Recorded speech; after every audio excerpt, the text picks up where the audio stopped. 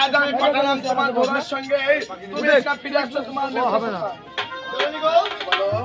আমি ওই মিছুকে আমি ওই বাসর ঘরে ঢুকে দিয়ে আমি চলে গেছিলাম রান্নাঘরে। মাগো তুমি তো জানো যে আমি খাওয়ার পাগল, খাওয়ার আগে থাকি আর পাশের পিছে থাকি।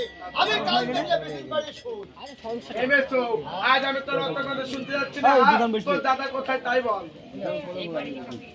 দাদা আসতে কোথায়? আবেদপুর আসতে। তবে তুই কেমন করে আসিস? আমি তো তালাক শয়তান না। এই সন্তান, আমি কোনো রকম পালিয়ে আইছি। কেমন করে? আমি রান্নাঘরে দাঁড়িয়ে দেখছি মা পুঁটি মাছ খালি বলতে বনুবা বনুবা পুরো হইলো, উঠলো মায়ের পুকা। তারপরে গায়ে দেখছি খালি পুঁটি মাছ খালি এরকম করছে মা।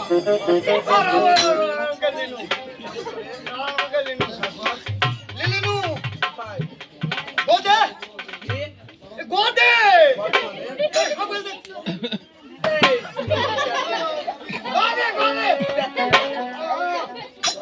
তারপরে দেখছি মা বিলাসের মধ্যে টিপিটালের বাটিতে ঢেকে দিতে ছিলিস মাছ।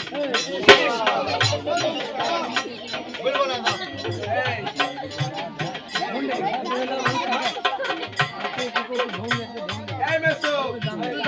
কি করবো জানিস?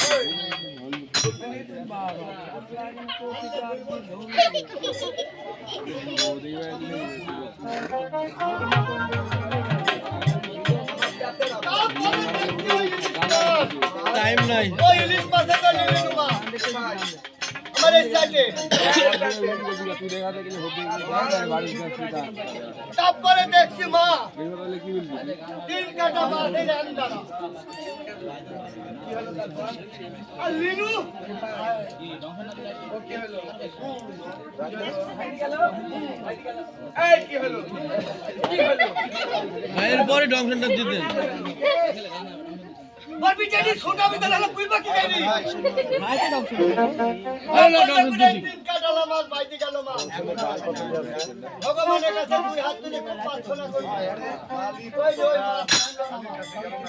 তখন চিন্তা ভাবনা করে দেখলু এখন আর ডংশন হয়। এই ভাইটা গল্পটা পরে করেন না আস্তে। তখন চিন্তা ভাবনা করে দেখলু মাও দেখতে দেব না। কোন সন্তান যদি বিপদে পড়ে মায়ের কথা স্মরণ করলে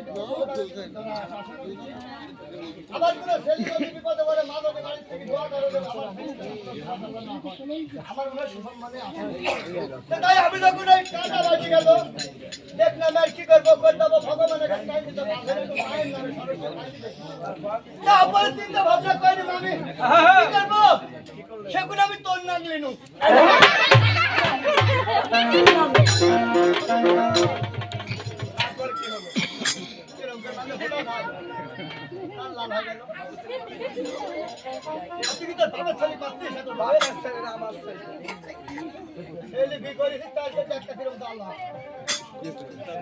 তারপর তখন তোর নাম যখন নামলো না মা সেখন আমি তোর মায়ের নাম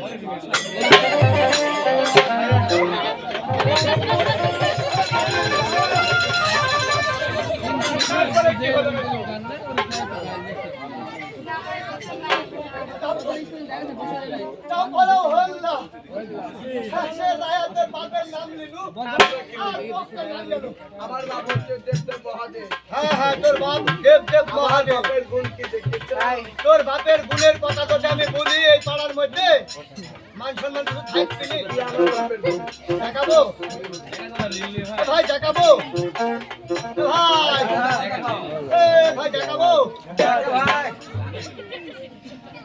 দেবকারীর বাপ কি করতে খেলে বা দেখার বাপের জংশন গুণের গাড়ি কথা আমি দিয়ে আর খাড়ার বলবো। পর রাত্রে শাড়ি খুলে যদি দেবে আমার টাকা ভালো লাগে পালো আপনারা সবাইকে ঠেকাই না রাত্রে শাড়ি খুলে দেবে বুঝে যাবে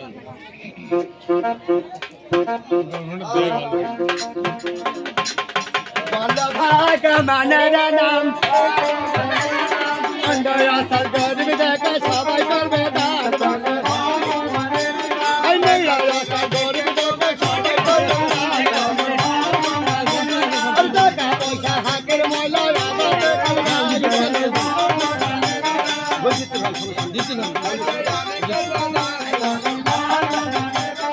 টাকা পয়সা হাকের